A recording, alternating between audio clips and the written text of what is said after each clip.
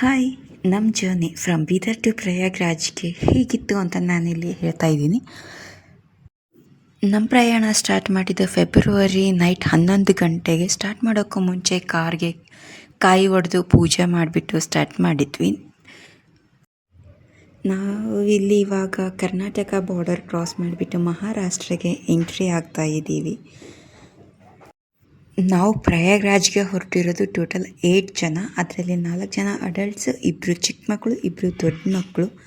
ಎಲ್ಲರೂ ಹೇಳ್ತಿದ್ರು, 1-1.5 ವರ್ಷದ ಮಕ್ಕಳನ್ನ ತಗೊಂಡು ಹೇಗೆ ಹೋಗ್ತೀರಾ ಪ್ರಯಾಗ್ರಾಜ್ಗೆ, ಅಲ್ಲಿ ತುಂಬ ಜನಗಳಂತೆ, ಸಾವು ನೋವು ಎಲ್ಲ ಇದೆ ಅಂತ ಹೇಳ್ತಿದ್ರು. ಸೊ ನಾವು ನೋಡೋಣ ಏನಾಗುತ್ತೆ, ಹೇಗಿದೆ, ಹೋಗೋಣ ನೆಕ್ಸ್ಟ್. ಮತ್ತು ಮಹಾಕುಂಭಮೇಳ ಬರೋ ಅಷ್ಟರಲ್ಲಿ ನಾವು ಇರ್ತೀವೋ ಇಲ್ವೋ ಅಂತ ಅಂದ್ಕೊಂಡು ಒಂದು ಚಾನ್ಸ್ ತೊಗೊಂಡು ನಾವು ಹೊರಟೇ ಬಿಟ್ವಿ. ಹೋಗ್ತಾ ರಸ್ತೆಯಲ್ಲಿ CNG ನೋಡ್ತಾ ಇದ್ವಿ, ಬಟ್ ಎಲ್ಲೂ CNG ಸಿಗಲಿಲ್ಲ. ಅದಕ್ಕೋಸ್ಕರ ಪೆಟ್ರೋಲ್ನ ಹಾಕಿಸ್ಕೊಂಡು ನಮ್ಮ ಪ್ರಯಾಣನ ಸ್ಟಾರ್ಟ್ ಮಾಡಿದ್ವಿ. ಹೋಗ್ತಾ ರಸ್ತೆಯಲ್ಲಿ ನಾವು ಮನೇಲಿ ತೊಗೊಂಡೋಗಿರ್ತಕ್ಕಂಥ ಊಟ, ಸ್ನ್ಯಾಕ್ಸ್ ಎಲ್ಲನೂ ಮಾಡ್ತಾ ಇದ್ವಿ. ಮತ್ತು ಅಲ್ಲಿಂದ ಸ್ಟಾರ್ಟ್ ಆದಮೇಲೆ ಮುಂದೆ ಬಂದಾಗ ಅಲ್ಲಿ ಫ್ರೀಯಾಗಿ ಫುಡ್ ಕೂಡ ಕೊಡ್ತಾಯಿದ್ರು. ಫುಡ್ ತಗೊಂಡು ಮತ್ತೆ ನಮ್ಮ ಜರ್ನಿನ ಕಂಟಿನ್ಯೂ ಮಾಡಿದ್ವಿ. ಇಲ್ಲಿವಾಗ ನಾವು ಮಧ್ಯಪ್ರದೇಶ್ಗೆ ಎಂಟ್ರಿ ಮಾಡ್ತಾ ಇದ್ದೀವಿ.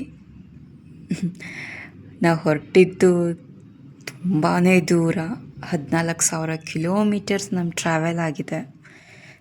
ಸೆಕೆಂಡ್ ಡೇ 2ಗೆ ನಮ್ಮ ಪ್ಲ್ಯಾನ್ ಚೇಂಜ್ ಮಾಡಿದ್ವಿ. ಪ್ರಯಾಗ್ರಾಜ್ಗೆ ಹೋಗೋದು ಬೇಡ, ಮೊದಲು ವಾರಣಾಸಿಗೆ ಹೋಗೋಣ ಅಂತ.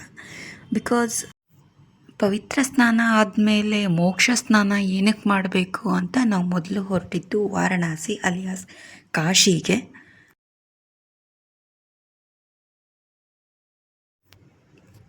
ಇವಾಗ ವಾರಣಾಸಿ ಬೋರ್ಡ್, ವಾವ್, ಅದು ನೋಡಿ ತುಂಬಾ ಖುಷಿ ಆಯಿತು.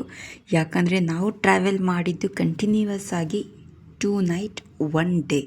ಇದು ನೆಕ್ಸ್ಟ್ ಡೇಗೆ ನಾವು ವಾರಣಾಸಿಗೆ ಹೋಗ್ತಾ.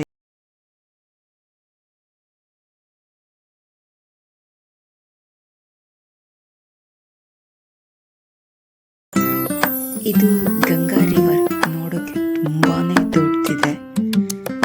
ನೋಡಿ ತುಂಬಾ ಖುಷಿ ಆಯಿತು. ಆ್ಯಕ್ಚುಲಿ ಸ್ವಲ್ಪ ನೀರು ಕಡಿಮೆ ಇದ್ದಾವೆ ಅಂತ ಅನ್ನಿಸ್ತು, ಏನಕ್ಕಂದರೆ ಅಲ್ಲಿರೋ ಪ್ಲೇಸ್ ನೋಡಿಬಿಟ್ಟು.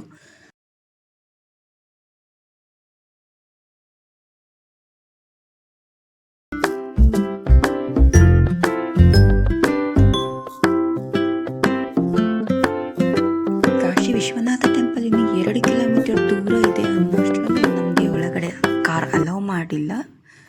ಅದಕ್ಕೆ ನಾವು ಕಾರ್ನ ಹೊರಗಡೆನೆ ಪಾರ್ಕ್ ಮಾಡಿಬಿಟ್ಟು ಅಲ್ಲಿಂದ ಈ ಆಟೋನ ತಗೊಂಡು ಮತ್ತೆ ಪ್ರಯಾಣನ ಕಂಟಿನ್ಯೂ ಮಾಡ್ತಾ ಇದ್ವಿ.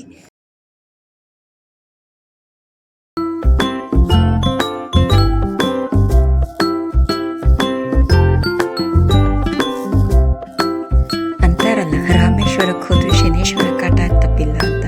ನಾವು ಕಾರು ಆಟೋ ಅಂತ ಹೋದ್ರೂ ನಮ್ಗೆ ನಡ್ಕೊಂಡು ಹೋಗೋದೇನು ತಪ್ಪಿಲ್ಲ. ಇಲ್ಲಿಂದ ಹೋಗ್ತಾ ಇದ್ವಿ. ಸೊ ಎದುರಿಗೆ ಗಂಗಾ ರಿವರ್ ನೋಡಿ ಇನ್ನೂ ಖುಷಿ ಆಯಿತು. ಫೈನಲಿ ನಾವು ನಮ್ಮ ಲೈಫಲ್ಲಿ ಕಾಶಿ ನೋಡ್ತಾ ಇದ್ದೀವಿ ಅಂತ. ಅಲ್ಲಿಂದ ಬೋಟಲ್ಲಿ ಕರ್ಕೊಂಡು ಹೋಗ್ತಾರೆ ಒಂದು ಕಡೆಯಿಂದ ಇನ್ನೊಂದು ಕಡೆಗೆ ಸ್ನಾನಕ್ಕೆ ಅಂತ. ನಾವು ಬೋಟಲ್ಲಿ ಹೋಗ್ತಾ ಇದ್ವಿ. ಹೋಗ್ತಾ ಇರುವಾಗ ಅವರು ಅಲ್ಲಿನ ಸ್ಥಳಗಳ ಬಗ್ಗೆ ಎಕ್ಸ್ಪ್ಲನೇಷನ್